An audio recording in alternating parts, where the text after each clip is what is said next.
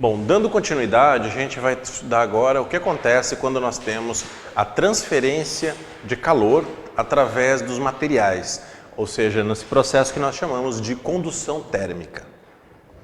Bom, então o que acontece, gente, quando a gente vai ter um processo parecido com esse que nós temos aqui nesse desenho, onde nós vamos ter diferentes temperaturas em extremidades de um material.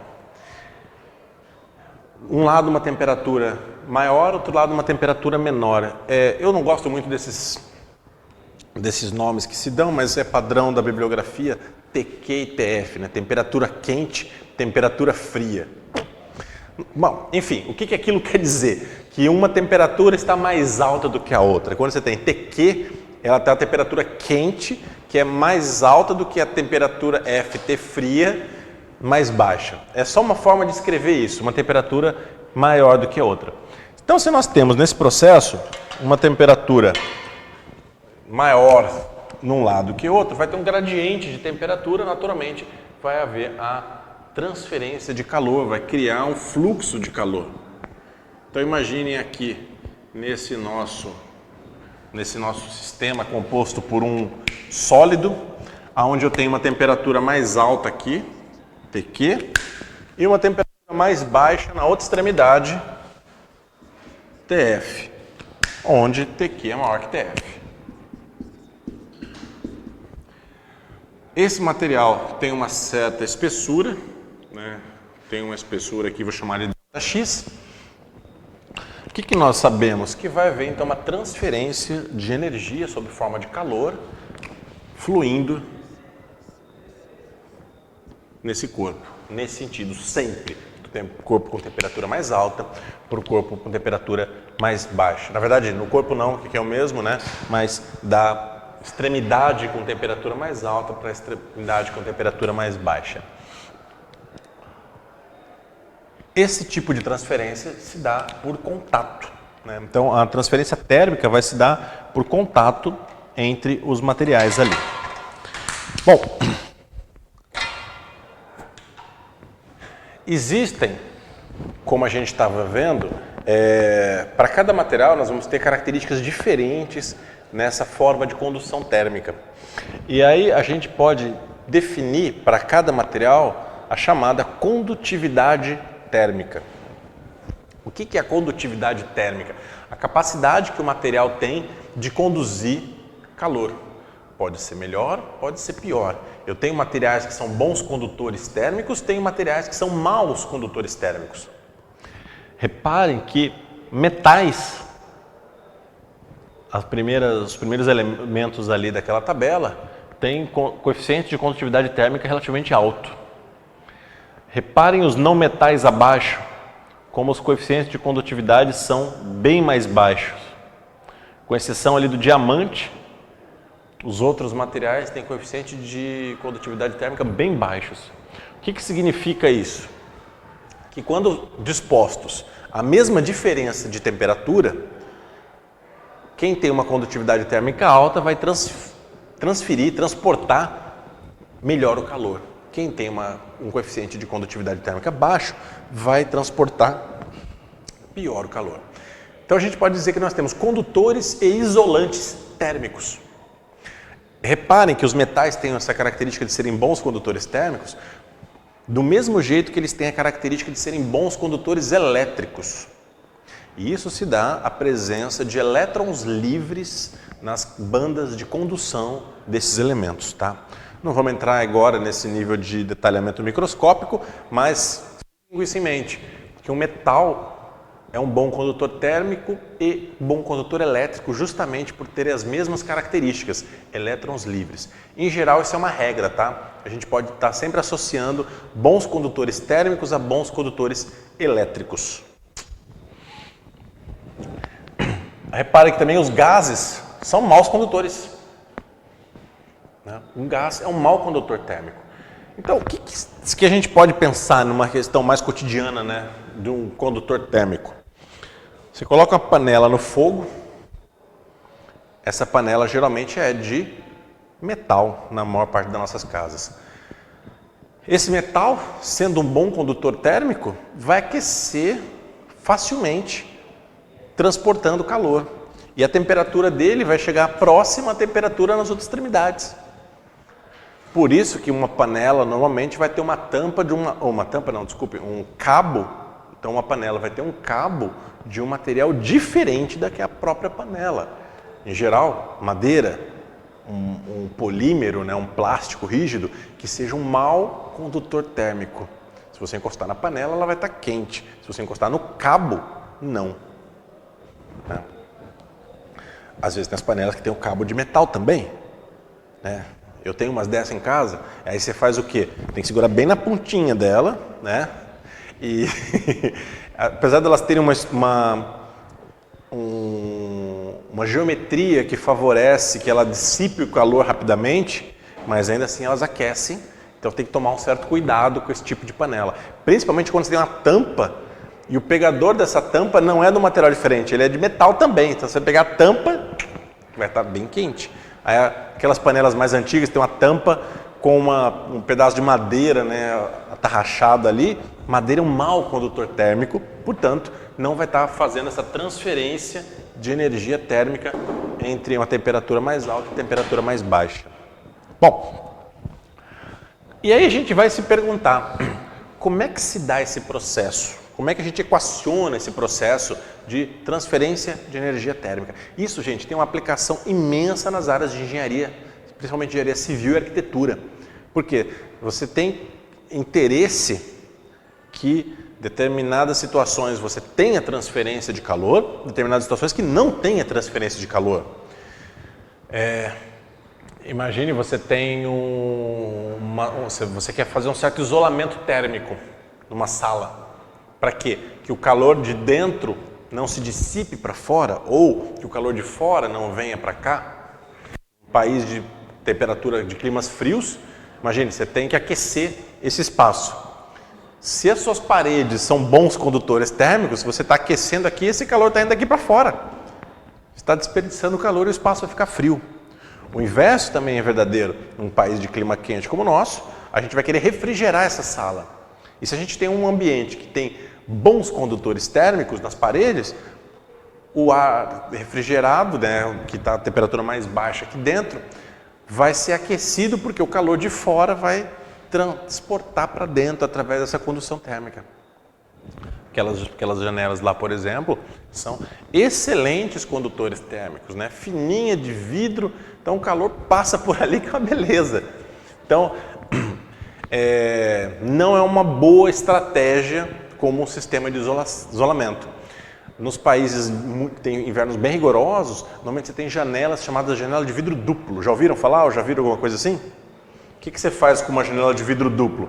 Você coloca uma janela de vidro, coloca outro vidro do outro lado, nas extremidades você isola, né, fecha isso e faz vácuo aqui dentro, para que não tenha transferência de calor. Funciona como se fosse uma garrafa térmica.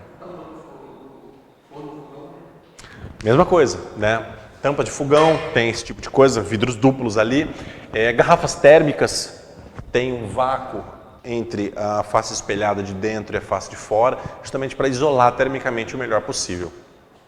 Bom, a gente pode então equacionar, né, a transferência de energia sob forma de calor na seguinte relação. A taxa de transferência de energia, nós chamamos normalmente de P, né? Ela depende da quantidade de calor, ela na verdade é definida, né, como a quantidade de calor dividido pela variação do tempo que se demora, e aí por isso que eu tinha falado mais cedo que eu tinha que escrever sempre o T maiúsculo para ser temperatura e o T minúsculo para ser tempo. Então, a taxa de transferência de energia térmica vai ser o quê? A quantidade de calor fornecida pela unidade de tempo. Isso aqui essencialmente é uma potência, né?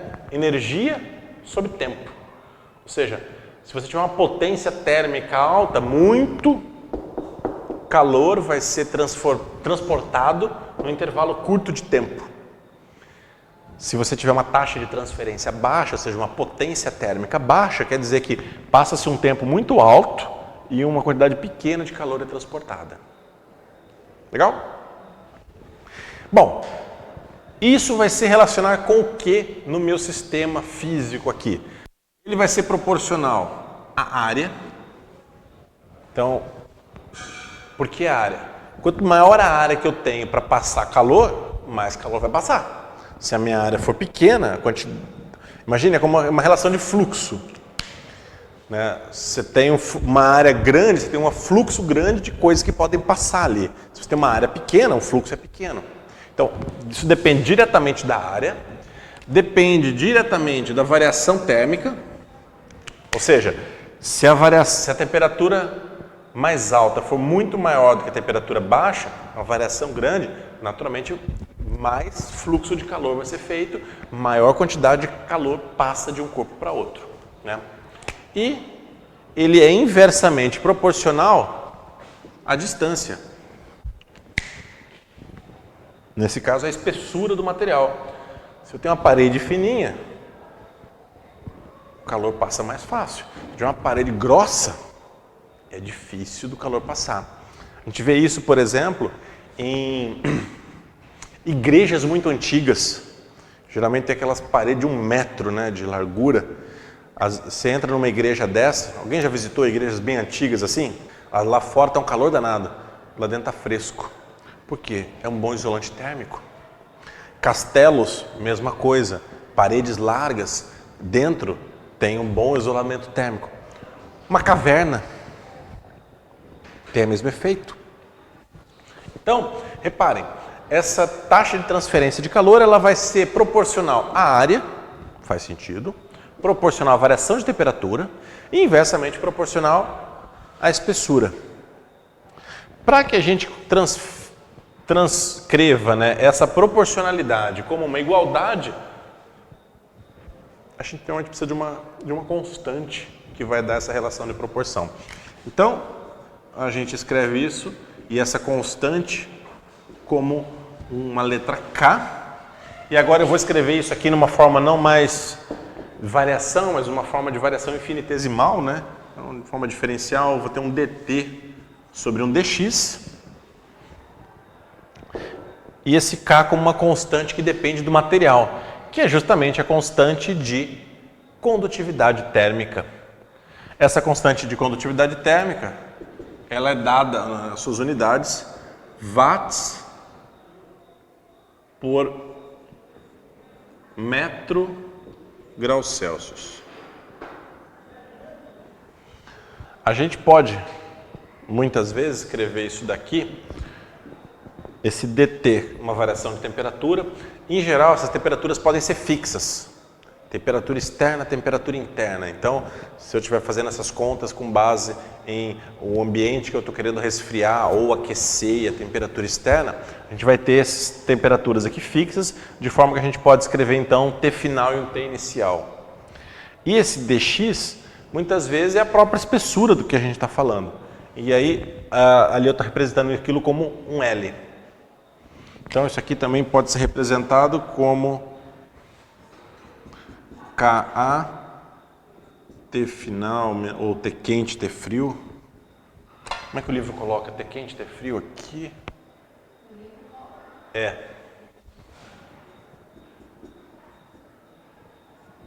Sobre uma certa espessura L, que é a própria espessura do material.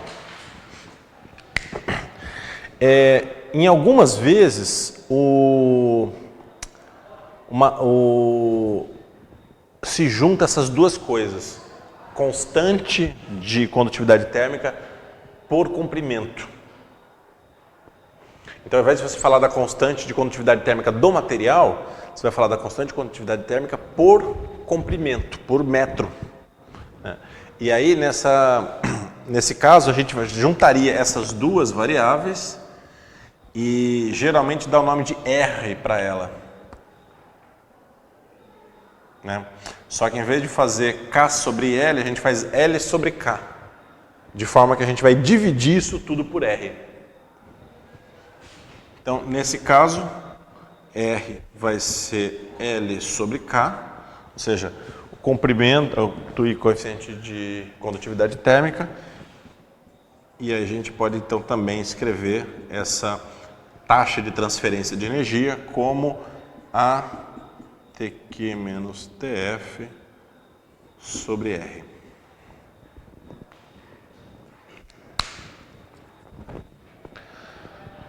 Ali eu estou representando um somatório de R's, que seria o seguinte: se eu tiver mais do que um material, eu posso ter uma composição de diferentes materiais. Muitas vezes, eu estou falando de parede, mas a gente pode imaginar várias coisas, mas imagina uma parede, ela pode ser constituída por uma composição de diferentes materiais. É muito comum hoje, está se usando muito em construção civil, sistemas tipo drywall, que são compostos por gesso, madeira, isopor, e se faz um sanduíche desses materiais. Então se faz uma compactação, um sanduíche desses materiais. Como é que vai se dar a transferência de energia nesse caso? Bom, você vai ter diferentes materiais, ou seja, diferentes Ks e diferentes espessuras para cada um. Ou eu poderia ter diferentes Rs para cada um do processo. Então a gente soma esses diferentes R's, mais ou menos do jeito que a gente tem ali. Então, diferentes composições desses materiais para que a gente tenha essa transferência de energia entre eles. Quando nós falamos de transferência de energia, né, aí, isso aqui vocês já estudaram muito tempo atrás, vão se lembrar com certeza, né, de formas que o calor ele pode ser transportado dentro de um determinado ambiente. Uma delas é através do chamado essa corrente de convecção. Num fluido, o que acontece? Quando esse fluido ele é aquecido, estou falando um gás, mas pode ser um líquido também, por isso o fluido, ele tem uma densidade menor do que quando ele é resfriado. Por isso que o ar quente sobe, o ar frio desce, e isso faz com que todo um sistema tenha uma circulação desse fluido. Então, por que nós colocamos o ar-condicionado em cima nas paredes? Porque ele vai refrigerar o ar, esse ar vai ficar mais denso e desce, de forma que o ar quente vai ficar mais frio e sobe, e aí a gente tem essa circulação de ar. Esse nome é dado de convecção. Se a gente coloca o ar-condicionado embaixo, antigamente era bem comum isso, fazer aqueles ar de caixa, né? E ficava num canto aqui, aí o ar ficava gelado só embaixo e em cima ficava quente. Por quê? Porque o ar gelado fica mais denso e o ar quente sobe. Um outro exemplo é as geladeiras. Aquelas geladeiras mais antigas. A gente tem o chamado congelador, né, em cima, e aí ele está em cima e o ar circula descendo lá para baixo, fazendo isso ter essa circulação, convecção lá dentro. Por isso, essas geladeiras antigas, inclusive, elas têm grades nas suas prateleiras para fazer que o ar possa circular. Aí chega a nossa avó, né, vai lá e bota um paninho em cima aqui, né? Minha avó adorava fazer isso. Botava um paninho ali no negócio da geladeira e impedia que o próprio ar circulava. Então a gente em cima congelava o congelador, ficava aquela pedra de gelo, né? Hoje tem geladeiras mais modernas, que inclusive essas prateleiras são de vidro. Só que eles têm um sistema próprio de circulação de ar. Então você tem ventoinhas que fazem isso daqui circular. Anti-voz, né? Para não ter esse problema. Mas você tem que fazer um sistema de ventilação forçada. Naquilo ocorre de maneira normal. Tanto com líquidos quanto com gases. Então fluidos seguem a mesma ideia. Uma outra forma de transferência de energia acontece através da radiação térmica, né? Bom, a condução tem que ter contato para haver transferência de energia. A convecção, você tem um certo contato através das moléculas do fluido que está circulando ali, né?